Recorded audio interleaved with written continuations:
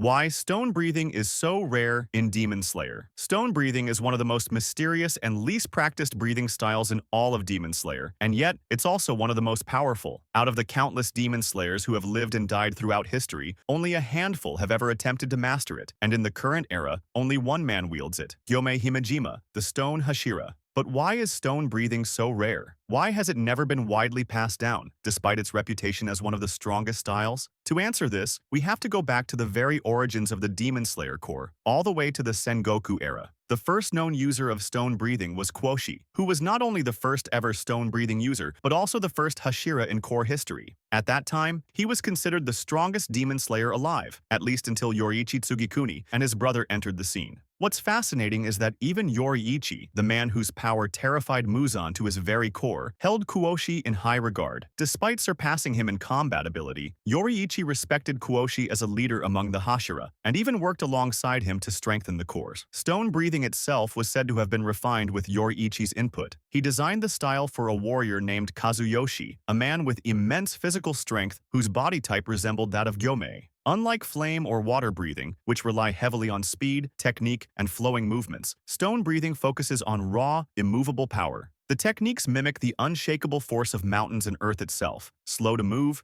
but unstoppable once unleashed. This is exactly why stone breathing has always been so difficult to pass down. To even attempt it, a Demon Slayer needs a massive, well-built body capable of withstanding the extreme strain the style places on muscles and joints. But physical strength alone isn't enough. The user also requires absolute discipline, endurance, and mental toughness. Training in stone breathing is said to be so brutal that most who try either quit halfway or suffer injuries that end their Demon Slayer careers. Gyomei himself is proof of what this path demands. He's not just the strongest current Hashira in terms of physical power. He's the embodiment of discipline and faith, spending his life in constant training, prayer, and self-control. His weapon is also unique compared to most Hashira. Instead of a standard katana, Gyomei wields a spiked flail and axe connected by a chain. This weapon allows him to fully utilize the destructive techniques of stone breathing, smashing demons with overwhelming force while controlling the battlefield with precision. But here's something many fans overlook. Gyomei is blind. Losing his sight as a child, he developed an extraordinary ability to sense the world through sound and vibrations, giving him a unique edge in combat. This trait makes him an even rarer fit for stone breathing, since he channels both raw power and heightened perception into a style designed for only the most exceptional warriors. Even Genya Shinazugawa, who admired Gyomei and wanted desperately to become his Tsuguko, was rejected. Not because of Genya's lack of effort, but because Gyomei knew that the path of stone breathing was simply too punishing. Genya's body and temperament weren't suited for the grueling, merciless demands of the style. And this is a recurring theme in Demon Slayer, where most breathing styles can adapt to different types of swordsmen. Stone breathing is so specialized that very few can ever walk its path. This exclusivity is exactly why, in the current era, Gyomei remains the only living practitioner. Stone breathing represents more than just a combat technique. It's a symbol of raw strength, unwavering resolve, and the legacy of the very first Hashira. Its survival through centuries of Demon Slayer history isn't because it was widely practiced, but because it was preserved only by those rare individuals capable of mastering it. So when you see Gyomei fight, you're not just watching a Hashira in action. You're seeing the continuation of one of the oldest traditions in the Demon Slayer cores, a breathing style that embodies the unbreakable spirit of the warriors who came before.